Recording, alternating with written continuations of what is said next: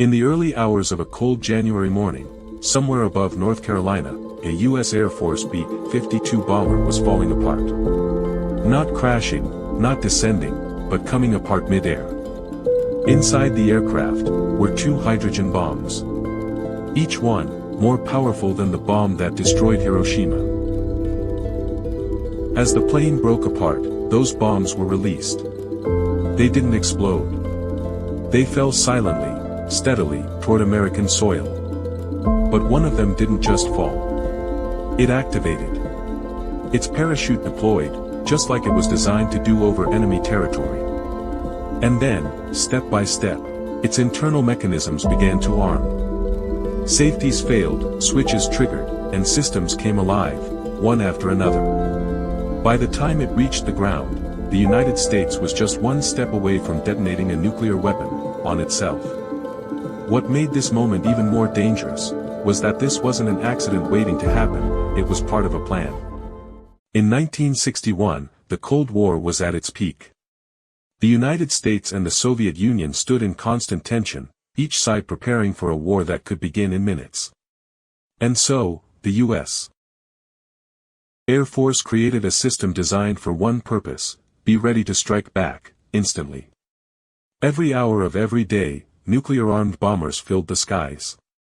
B-52 Stratofortresses, carrying live hydrogen bombs, flew long, looping routes over North America and toward the Arctic, always within reach of the Soviet Union. These weren't training flights. They were fully armed, fully operational, and one order away from nuclear war.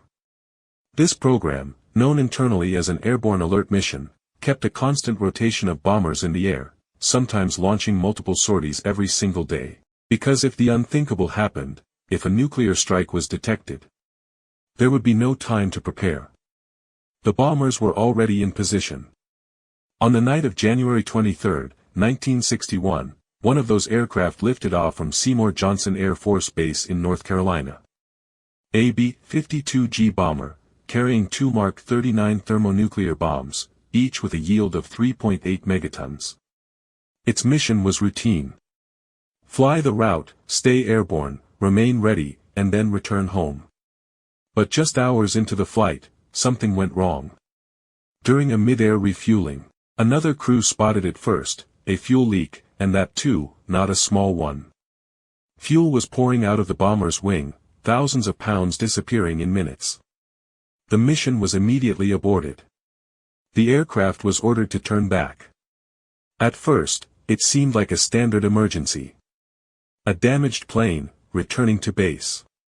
But as the B-52 began its descent, the situation started to spiral fast. As the B-52 turned back toward base, the crew believed they still had control of the situation. But this one wasn't normal. Fuel wasn't just leaking. It was pouring out of the aircraft's right wing. Inside the cockpit, warning indicators began to shift. Subtle at first, but growing worse with every passing minute. The aircraft was becoming unstable. The pilot tried to compensate, adjusting the controls, redistributing fuel, doing everything he could to keep the bomber level. But the imbalance kept increasing, and slowly, the aircraft began to tilt. It wasn't violent, not yet. Just a slight roll, a gentle pull to one side. But inside a massive bomber like the B-52, even a small imbalance could become catastrophic. The crew now understood the truth: this wasn't just a leak, it was a failure they couldn't stop. Air traffic control cleared them for an emergency landing. The runway was within reach. All they had to do was keep the aircraft stable, just a little longer. But the B-52 had already passed that point. Without warning, the aircraft lurched. What had been a slow, controlled tilt, suddenly turned into something far more violent. The right wing, now critically compromised, could no longer handle the stress. At around 9,000 feet, the B-52 began to break apart. The tail section tore loose. The structure twisted. Inside the cockpit, there was no time for recovery, only seconds to react. Bail out. One by one, crew members ejected into the freezing night sky. Some made it out. Others, didn't end as the aircraft disintegrated above North Carolina. Its most dangerous cargo was released. 2 Mark 39 hydrogen bombs, torn free from the wreckage, began to fall. No longer secured, no longer protected. Just gravity, pulling them down toward the ground below. One dropped fast, plummeting uncontrolled through the darkness. The other behaved very differently. As it fell, a parachute deployed. Exactly as it was designed to do. The first bomb tumbled violently, spinning end over end, falling uncontrolled towards the earth below. Its internal systems never had the chance to fully activate. It slammed into the ground at high speed, breaking apart on impact, burying itself deep into the ground. The second bomb was different. As it separated from the aircraft, a parachute deployed, not by accident, but by design.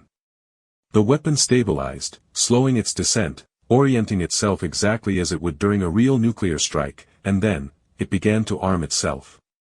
Inside the bomb, a precise sequence started. The parachute deployment triggered the initial arming mechanism. The bomb's barometric sensors detected the change in altitude. It recognized, it was falling from the sky.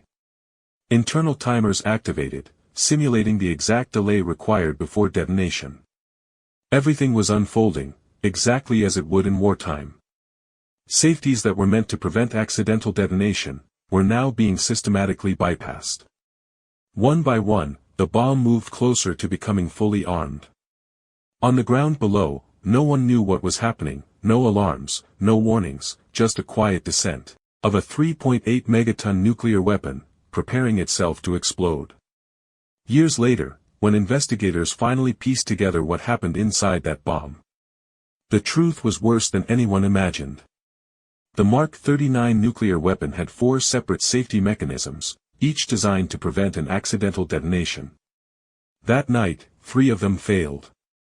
The parachute deployed, the arming sequence activated, the internal systems progressed, step by step, as if the bomb had been deliberately dropped over enemy territory. Only one safeguard remained, a single, low-voltage switch, no more sophisticated than something you might find in everyday machinery. And somehow, that switch did not trigger. Had it closed, had it completed the circuit, the bomb would have detonated, with a force more than 250 times greater than Hiroshima. Over North Carolina. Millions of lives, resting on one switch, that was never meant to be the last line of defense. By morning, the silence was over, but the danger wasn't. Recovery teams rushed to the site, but this wasn't a simple cleanup. Parts of the weapon, including critical components, were lost beneath the soil, too deep to safely recover. Even today, some of it remains there. The second bomb, the one that came down by parachute, was found relatively intact, hanging quietly, in a tree. From the outside, it looked almost harmless, but inside, it had come terrifyingly close to doing exactly what it was built to do. Military teams quickly secured the area. The weapon was disarmed, carefully, methodically, ensuring that the final safeguard remained untouched. At the time, the full story wasn't made public, details were classified, buried beneath layers of secrecy, as the Cold War continued. But years later, when internal documents were finally reviewed, investigators uncovered the truth. This wasn't just an accident, it was a near-nuclear detonation. If that final switch had closed, the explosion would have been unlike anything the United States had ever experienced. A 3.8 megaton detonation would have vaporized everything at the center. The city of Goldsboro, gone in seconds, shockwaves ripping outward, flattening homes, shattering buildings, spreading destruction for miles. And a radioactive fallout cloud, drifting with the wind, spreading contamination across multiple states. Estimates suggest, millions of people could have been affected, and it wouldn't have stopped there. In 1961, at the height of the Cold War, a nuclear explosion on American soil. Even an accident could have been misunderstood, misinterpreted, retaliation, escalation. A chain reaction no one could take back. All of it avoided by chance. And somewhere in North Carolina, The Earth still holds pieces of that bomb, a silent reminder of how close the world came to a disaster